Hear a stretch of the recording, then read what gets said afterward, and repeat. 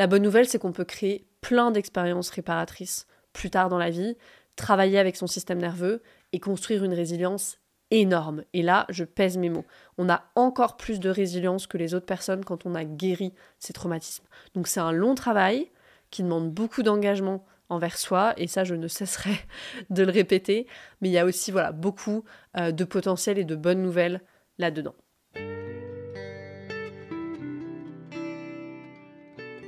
Bienvenue dans Pas de soucis, le podcast pour se libérer de l'anxiété avec Camille Thomas. Je suis Camille et avant d'être coach de santé, j'ai été une grande anxieuse. Je me suis libérée de l'anxiété le jour où j'ai compris que ce n'était pas dans ma tête. Pas de soucis, c'est le podcast pour celles et ceux qui sont fatigués par tout ce qu'ils ont essayé et qui savent qu'ils ont le pouvoir de guérir de l'anxiété naturellement. Alors si tu veux vivre sans anxiété et que tu as l'intuition qu'on ne t'a pas tout dit, ce podcast est pour toi. Je te retrouve tous les lundis pour explorer les pistes qui te permettront d'accéder au calme à l'intérieur de toi. Bienvenue dans cet épisode de Pas de soucis. Dans cet épisode, je vais te parler de mes vacances d'été, et je vais utiliser cet exemple pour parler des paliers de guérison. Honnêtement, je ne sais pas si c'est un concept qui existe déjà, donc je vais vraiment te parler depuis un angle d'observation empirique, de ma propre expérience, depuis ce que j'observe chez moi et chez les personnes que j'accompagne. Je vais mettre un peu de science là-dedans aussi, parce que tu commences à me connaître. J'aime bien faire du lien. Donc, cet été, j'étais dans les Pouilles, une superbe région d'Italie, d'ailleurs, que je te conseille. Le soleil brille, l'eau est digne des Caraïbes, c'est magnifique. Donc tout va bien, je suis dans les Pouilles, sauf que moi, je ne sais pas prendre de vacances. Depuis que j'ai arrêté les colonies de vacances quand j'avais 17 ans, j'ai plus pris de vraies vacances, sauf peut-être l'été, pendant mes études, mais sinon, il y avait toujours des partiels, des examens. Arrivé en Master 2, j'ai monté ma première entreprise, donc ça a été fini à partir de là, même l'été. Donc l'état d'esprit, quand je vais en vacances, c'est de s'épuiser avant, pour tout terminer, de vivre 48 heures de relâchement, où c'est un peu moins intense, et puis tranquillement de me remettre sur l'ordinateur au moins 3 à 4 heures par jour, parce que sinon, c'est la panique à l'intérieur de moi. Ça, c'était comme ça que ça se passait toutes les années d'avant. Mais cette année, j'avais pas envie de ça, et c'était intéressant d'ailleurs à observer. C'était intéressant de voir que le conflit intérieur était hyper clair. Il y a des parts de moi qui voulaient tout faire, que tout soit terminé, qui voulaient tout faire comme avant, finalement, et finir tout mon travail, tout ce que j'avais à faire, avec vraiment ce truc de on peut pas se reposer tant que tout n'est pas terminé. Sauf que quand on est entrepreneur, ça ne s'arrête jamais. Mais on n'a jamais terminé, en fait. Et je pouvais sentir vraiment une autre équipe de part de moi à l'intérieur qui voulait juste chiller et avoir des vraies vacances. Et ça, c'était nouveau pour moi, parce que d'habitude, cette équipe de part qui veut chiller et juste avoir des vraies vacances, elle était ou absente, je sais pas, peut-être qu'elle était absente, ou tellement cachée, réprimée par l'autre équipe qui veut faire tout le travail que je l'entendais même pas. Donc je prends cette situation comme exemple pour illustrer les paliers de guérison, mais je pourrais en prendre plein d'autres. Par exemple, je veux arrêter d'être dans l'alimentation émotionnelle. Je veux arrêter de trop manger en quantité. Je veux avoir un rapport apaisé à l'activité physique. Je veux arrêter d'en mettre tout le temps trop sur mes épaules et de me mettre moi-même dans un stress chronique constant. Je veux arrêter de sauver tout le monde et d'être toujours la sauveuse dans ma famille. Je veux arrêter de m'imaginer toujours des scénarios catastrophes, etc., etc. Tout ça, ce sont des exemples qui ont été des chantiers, pour moi aussi, et dans chacun de ces chantiers, il y a eu des paliers.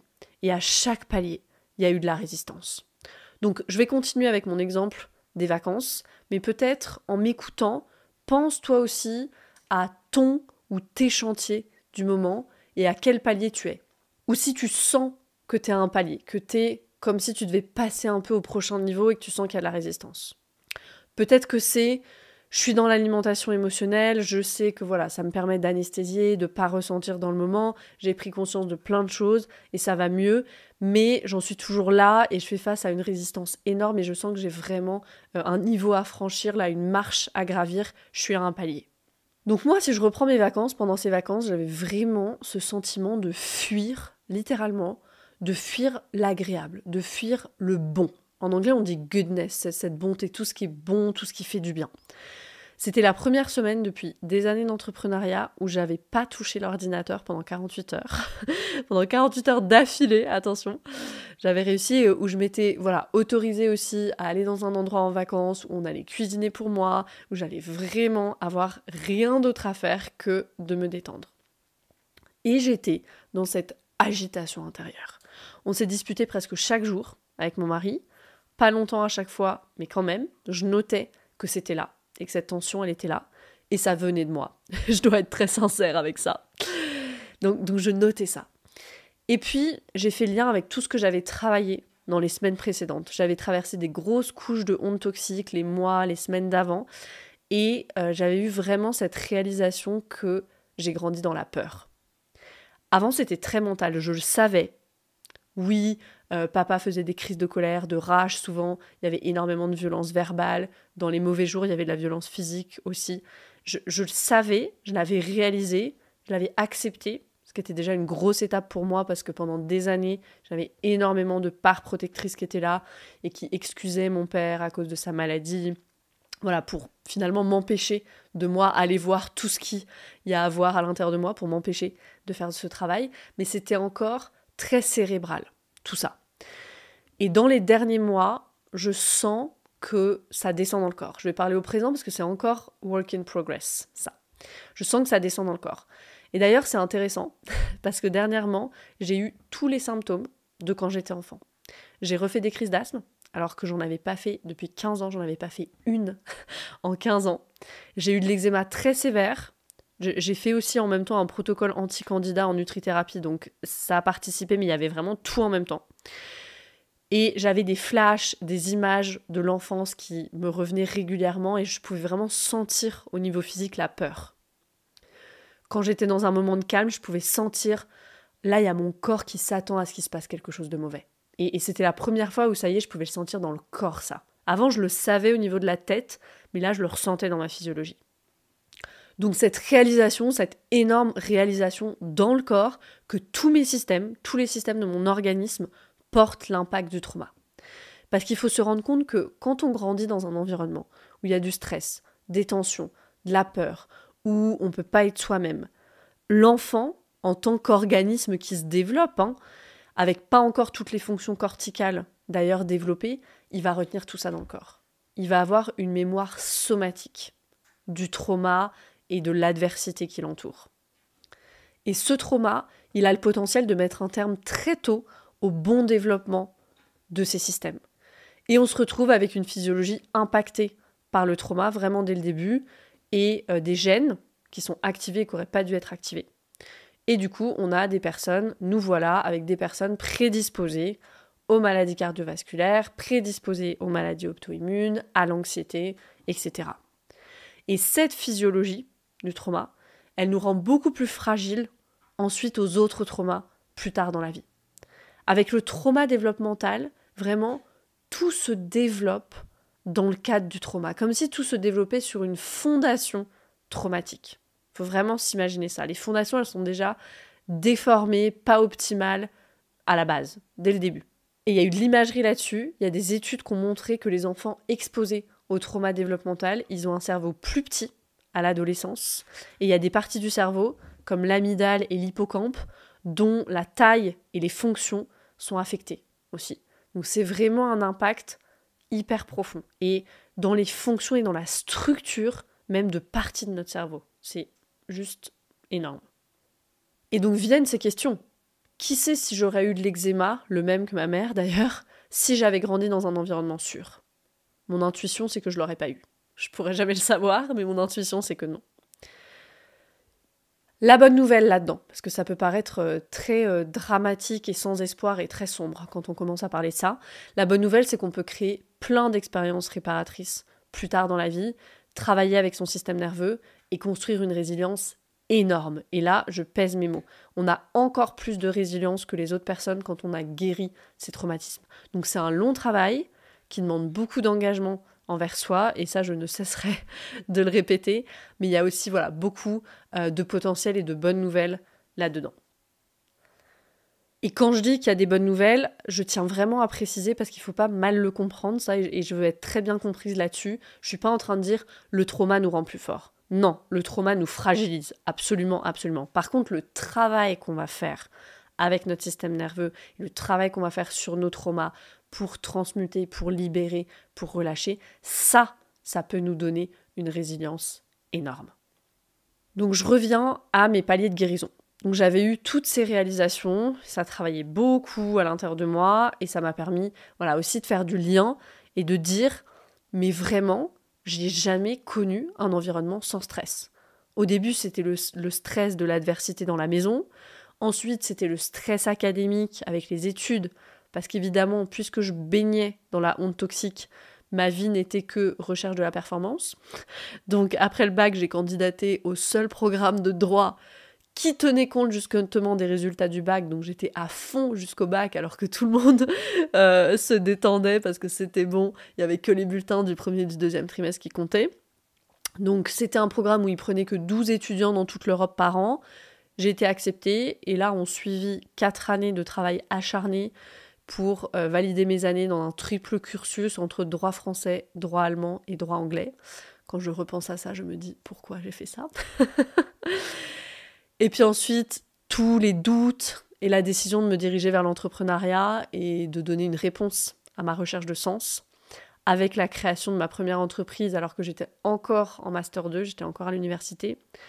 Le travail acharné pour cette entreprise, avec un emploi à mi-temps à côté parce qu'il fallait bien que je me finance. Et donc là, c'est le stress chronique qui a pris le relais à cette période-là. Et puis ensuite vient la réalisation que c'était pas le bon chemin, la liquidation judiciaire, les dettes, le changement de direction sans transition vers une nouvelle formation, vers le coaching de santé, et puis la décision de me spécialiser dans le système nerveux et l'anxiété, et vraiment de me donner corps et âme à ce sujet qui a été aussi source de beaucoup de guérison pour moi, et qui a trouvé beaucoup de résonance chez les personnes qui me lisent à travers mes posts, qui écoutent le podcast. Ça a été aussi travailler de longues heures pour étudier, accompagner en coaching individuel, mettre les enseignements des formations et des coachings individuels dans un programme. Et me voilà, pour la première fois, en 2023, avec 10 jours un peu plus légers, et je ne sais pas quoi faire de moi. Et cette fois, pour la première fois, je peux sentir dans mon corps que ma physiologie, elle a jamais connu un environnement sans danger. Sans personne à la maison qui peut exploser à tout moment, sans compte bancaire désespérément vide et qui se remplit pas, sans deadline que je me suis posée à moi-même de façon complètement irréaliste et qui me mettent toujours dans des situations d'urgence. Et je sens ma physiologie tellement mal à l'aise avec ça, tellement mal à l'aise avec l'absence de stress, avec juste du temps, du vide, du calme, de la beauté, de l'agréable, tellement mal à l'aise avec ça. Et je sens ma critique intérieure pointer le bout de son nez et me dire « T'es dans un endroit magnifique et t'es même pas capable de décrocher pendant 2 jours, de décrocher vraiment. » Et je sens la part désespérée de moi qui arrive et qui me dit plus ou moins la même chose, mais pas du tout sur le même ton, avec une tristesse immense, une grande impuissance, un désespoir palpable, avec vraiment un truc comme tout ça pour ça. Donc je sens tout ça à l'intérieur de moi et je veux expliquer un petit peu ici. Donc, je vais expliquer pourquoi ça. Reprenons la personne qui grandit dans un environnement où elle ne peut pas être elle-même. Et il n'y a même pas besoin qu'il y ait de violence. Ça peut juste entre guillemets, mais ça peut juste être ne pas être autorisé à exprimer ses émotions. Ne te mets pas en colère, c'est pas beau. Ne pleure pas, ou alors tu peux pleurer mais tu peux pas te mettre en colère. Ne fais pas ci, ne fais pas ça, fais ça comme ça, etc. Comme dit John Bradshaw, une famille, on doit marcher sur des œufs en permanence. Et d'ailleurs de façon consciente ou inconsciente, parce que l'enfant, pour rester protégé et en sécurité, il va s'adapter de façon inconsciente très très tôt à son environnement.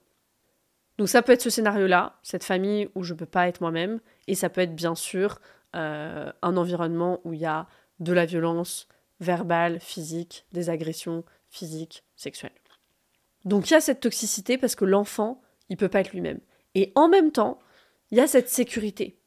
Parce qu'il a un toit sur la tête, on s'occupe de lui, on l'emmène à la danse, au basket, etc. Donc là, il y a cette confusion. La toxicité, elle est collée à la sécurité. C'est un seul morceau, comme un package.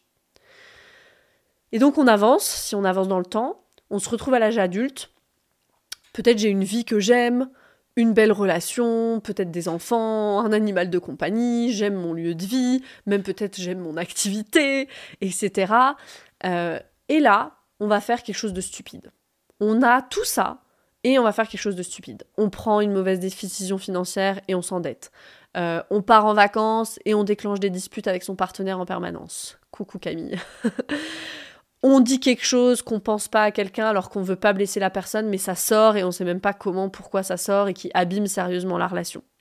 Peut-être on néglige sa santé alors qu'on sait qu'on doit en prendre soin, etc., etc. Comme s'il y avait cette force à l'intérieur là qui nous faisait faire ces choses qui nous sabotent en fait, finalement. Et là voilà, à mesure que je parle, peut-être que tu penses à toutes les choses que tu fais pour te saboter.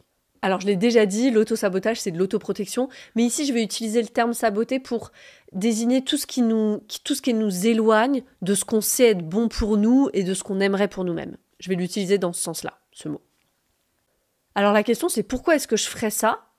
Toutes ces choses qui en fait me ramènent dans cet environnement toxique alors que je sais que les choses qui me sont arrivées très tôt dans ma vie, elles n'étaient pas bonnes pour moi.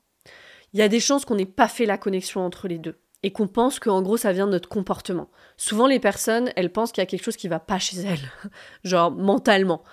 Et donc, elles pensent que voilà, elles doivent s'améliorer, améliorer leur comportement. Il faut devenir sérieux. Hein. Il faut que je trouve quelqu'un pour me motiver, pour me mettre au sport. Il faut que je télécharge cette application avec des menus là pour manger mieux. Il faut que je m'achète un nouvel agenda, une meilleure to-do list. Je dois essayer une autre modalité de thérapie parce que certainement que celle-là c'est pas la bonne. Il faut que je fasse cette formation ce cours en ligne, etc., etc. C'est ce que vous voyez qui se passe au Nouvel An.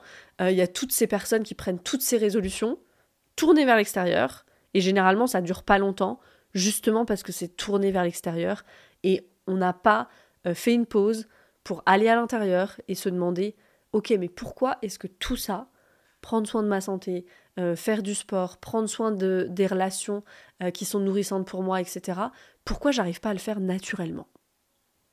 Et ça va s'expliquer. Si on revient à notre soupe toxique, à l'environnement plein d'adversité, à ce stress élevé, c'est tout ce qu'on connaît. Et donc, notre système, il est littéralement câblé pour ça. Il est beaucoup plus câblé pour ça que pour la fluidité, l'aise, la facilité à suivre son intuition, etc. Et donc, la vie est belle, il y a plein de bonnes choses qui nous arrivent, des choses qui nous font avancer vers ce qu'on veut pour nous-mêmes, les choses sont fluides, et il y a des parts de nous qui disent « Qu'est-ce que c'est que ça ?» Non, c'est pas comme ça que ça va se passer. Nous, on est câblés comme ça. On n'est pas câblés comme ça. Donc, il faut que tu fuis ça. Littéralement. Et donc, on va faire quelque chose pour saboter. Et souvent de façon complètement inconsciente. Le système nerveux autonome, comme son nom l'indique, il est autonome, automatique. Et donc, il va comme nous ramener dans cet aquarium toxique, dans cette soupe-là toxique. Et si on n'en a pas conscience, ça va être très difficile de créer quelque chose d'autre. C'est l'histoire du poisson qui ne sait pas qu'il est dans l'eau. L'eau ? C'est quoi l'eau ? Les poissons, ils sont tellement entourés d'eau que ça leur est impossible de la voir. Ils ne savent même pas qu'ils sont dans l'eau. Ils ne peuvent pas la voir tant qu'ils n'ont pas sauté hors de l'eau. Et nous, on est tellement dans notre dérégulation qu'on ne sait pas qu'il y a une autre eau, claire, avec des belles petites vagues de régulation, une belle eau qui existe. Donc si tu veux faire ce travail de changer de direction, changer le chemin, ce travail de connecter ton esprit, ton corps, ton environnement, amener de la conscience, ça va être la première étape hyper importante. Et ce qu'on ne veut pas oublier là-dedans, c'est vraiment, j'ai bien dit, corps, esprit, environnement. On ne veut pas oublier de travailler avec l'environnement, parce que c'est de là que venait la toxicité, que venait l'adversité. Donc si on veut inverser les choses, on doit travailler avec l'environnement, dans l'ici et maintenant, pour que notre système il puisse se sentir en sécurité et dire vraiment « Ah, c'est ça la sécurité ». Juste avant de tourner l'épisode de podcast, là ce midi, j'en ai encore fait l'expérience de ça. J'étais toute seule ce midi. Et voilà, j'ai mangé dehors, dans la nature, et tout était calme. Et j'ai commencé à sentir l'inconfort à l'intérieur de moi. Cette physiologie-là dont je parlais tout à l'heure, qui littéralement disait, mais ressentait, en fait, me faisait ressentir, il y a quelque chose qui va arriver. Et donc là, ce que j'ai fait, voilà, c'est que j'ai ramené un peu de respiration et je me suis orientée. Je me suis orientée, je me suis rappelée, on est en septembre, en 2023, voilà, il n'y a personne qui va arriver, il n'y a personne qui va crier. Je me suis vraiment rappelé ça cognitivement et je me suis orientée dans l'environnement, vers la nature autour de moi. J'ai vraiment utilisé l'environnement pour me ramener. Et ce qu'on fait quand on fait ça, au niveau un peu plus scientifique, c'est littéralement modifier notre cerveau, la façon dont nos voies neuronales sont câblées. Ici, on vient exploiter le pouvoir de la neuroplasticité quand on fait ça. Et on vient utiliser la neuroplasticité à notre avantage. Il y a une masterclass complète sur la neuroplasticité dans Arise, parce que c'est vraiment important, ça, de comprendre. Et moi, j'aime bien même m'imaginer tous ces câblages de mon cerveau qui commencent à changer quand je fais ce travail. La neuroplasticité, qu'on appelle aussi plasticité cérébrale, c'est cette capacité du cerveau à créer de nouvelles connexions neuronales et à faire disparaître celles qui sont désuètes parce qu'elles ne sont pas utilisées. Ça, c'est ce qu'on appelle l'élagage synaptique. Et c'est ça qui permet au cerveau, littéralement, de réorganiser sa structure et ses fonctions en réponse aux expériences, à nos apprentissages et aux changements dans l'environnement. L'illustration de la neuroplasticité, c'est par exemple apprendre à jouer du piano, ça devient comme une seconde nature, après je sais, mes mains elles savent quoi faire. Apprendre une nouvelle langue, si je veux apprendre l'allemand, l'espagnol, l'italien, j'en sais rien. À un moment après, quand on parle cette langue, moi ça m'a fait ça avec l'italien, je me disais mais comment est-ce que j'ai pu à un moment donné ne pas parler l'italien ou ne pas comprendre ? C'est devenu une seconde nature en fait, parce que tous les câblages neuronaux maintenant ils sont faits, ils sont là. Ça marche dans un sens et ça marche aussi dans l'autre sens. Si on pratique pas cette langue étrangère ou si on pratique pas le piano pendant plein d'années, pendant de nombreuses années, eh ben on va oublier et on va se remettre sur le piano et ce sera plus du tout aussi fluide que quand on pratiquait régulièrement. Ça, c'est l'élagage synaptique. Donc l'image, c'est vraiment celle d'un chemin de forêt. Moi, j'aime bien utiliser cette image-là. Un chemin de randonnée qui est sans cesse emprunté par les randonneurs. Voilà, ce chemin-là, il est facile, il est tracé. Ça, c'est nos voies neuronales existantes. Et puis, on veut prendre une nouvelle habitude. Par exemple, voilà, quand je suis dans le calme, quand j'ai le temps, je veux que ça devienne une seconde nature de pouvoir être dans le calme aussi et me sentir en sécurité à l'intérieur de moi. Et pour ça, il faut que je trace une nouvelle voie neuronale. Et donc, je vais aller dans un endroit de la forêt où il n'y a pas de chemin. Donc, il y a des ronces, il y a des branches. Donc, au début, ça va être laborieux, mais plus j'emprunte ce chemin, plus je vais écraser l'herbe et les branches et les ronces et le chemin, il sera tracé et après, ce sera super facile pour moi d'emprunter ce chemin. Et l'ancien chemin, que du coup je n'emprunte plus, sur l'ancien chemin, la nature va reprendre ses droits et cet ancien chemin, il va disparaître. Ça, c'est la neuroplasticité. Il faut bien comprendre que la neuroplasticité, c'est un phénomène qui est ni bon ni mauvais en soi. La neuroplasticité, elle est. Point. C'est ça qui fait que nos mauvaises habitudes se renforcent et c'est aussi ce même phénomène qui fait que nos bonnes habitudes, à un moment donné, deviennent une seconde nature et qu'on n'a même plus besoin d'y penser. Donc au début, ça va me demander beaucoup d'énergie, c'est ce que je disais, parce qu'on va emprunter ce bout de forêt où il n'y a pas encore de chemin, mais à un moment donné, le chemin, il est tracé, et je vais être capable de rester dans le calme et de sentir le calme aussi à l'intérieur de moi, de rester avec ce qui est bon pour moi et même de l'apprécier, d'être dans cette relation où il y a de l'harmonie et où c'est pas le chaos constant, d'apprécier le beau. Tout ça, ça va être possible, et même ça va devenir une seconde nature, ça va devenir qui je suis. C'est ça, le pouvoir absolument transformationnel de la neuroplasticité. Et pour faire ça, pour tracer ce chemin, le chemin vers ça, c'est d'interrompre ce qu'on appelle les trauma loops, les boucles traumatiques. Les boucles traumatiques, c'est ces chemins de pensée, ces schémas de pensée, d'émotions, de réactions vers lesquels on va systématiquement. C'est un peu, c'est même pas des chemins, c'est même nos autoroutes en fait. Il m'arrive ça, je réagis comme ça. Ça, c'est vraiment cette boucle. Et donc, pour se libérer de cette boucle, ce qu'on veut, c'est vraiment presque retraiter, reclasser l'information et reclasser l'information du stimulus comme étant safe, en fait. Dans mon cas, si je reprends l'histoire des vacances, montrer à mon système que le calme et le vide, qui serait le stimuli, dans ce cas-là, ça paraît un peu peut-être bizarre de dire que le calme et le vide sont un stimulus, mais c'est le cas. Voilà, montrer à mon système, retraiter l'information en disant « Ok, c'est pas dangereux », comme ce que j'ai fait là au déjeuner il y a quelques heures. Et ce qu'on veut faire pour ça, c'est augmenter la conscience, ça c'est vraiment la première étape, et puis vraiment comprendre que l'inconfort, c'est pas synonyme de danger, et accepter qu'on peut rester un peu plus longtemps dans l'inconfort. Et pour ça, c'est important d'avoir les concepts, que ça va être inconfortable au début. Et que oui, pour une autre personne, ça va être facile, voire agréable de passer en mode vacances. Mais pour moi, c'est inconnu, c'est bizarre, c'est super inconfortable et je vais devoir vraiment être présente à mon système et faire appel à mes outils, maintenant nombreux, tous ces outils, c'est ce qu'on apprend dans Arise, pour ramener de la régulation, changer ma réponse et créer et renforcer la nouvelle voie neuronale que je veux qui devienne le nouveau chemin que j'emprunte, l'autoroute même, c'est d'être à l'aise avec le ralentissement, le calme, m'autoriser à apprécier les bonnes choses que je crée pour moi-même. Voilà, donc si tu es en train de faire ce travail en ce moment, si tu te sens un peu au pied d'une marche et que tu sens qu'il y a une marche à gravir, là que tu es à un palier de guérison, qu'il y a de la résistance, je te laisse avec ces points, je résume. Donc, premier point, amener de la conscience sur les façons dont tu te sabotes, de façon consciente ou inconsciente, donc des façons dont tu fuis le bon pour toi, c'est dans ce sens-là, hein, saboter, dont tu fuis la bonne santé, le bon, l'agréable, etc. Tu fuis ce que tu veux pour toi-même, en fait. Donc, amener de la conscience sur les façons dont tu fuis ce que tu veux pour toi-même, je vais plutôt le dire comme ça. Amener de la conscience dans les moments où tu sens que tu plonges à nouveau dans l'aquarium toxique, ou que tu es en train d'y aller. Te ramener vers les choses bonnes pour toi en ayant conscience que ce sera sûrement inconfortable au début. Ça, c'est vraiment important, parce que sinon, tu vas te demander si tu es en train de faire les choses bien ou pas. Te rappeler qu'inconfort égale inconfort, c'est tout. Inconfort n'est pas égal à danger. Ça, c'est vraiment important. L'inconfort, c'est de l'inconfort, c'est tout. Ok, c'est pas très confortable. Mais ça veut pas dire que je suis en danger. Je m'oriente, je vais vers mes ressources, j'utilise mes outils et je me ramène. Et fais ça encore et encore jusqu'à ce qu'une nouvelle voie neuronale soit créée. Ça prend du temps, mais ça vaut le coup.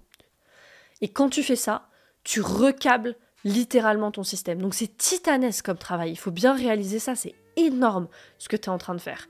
Et tu peux le faire par petits bouts. Et c'est vraiment la façon safe, la façon sûre de le faire, c'est par petits bouts qui s'accumulent jusqu'à une vraie transformation.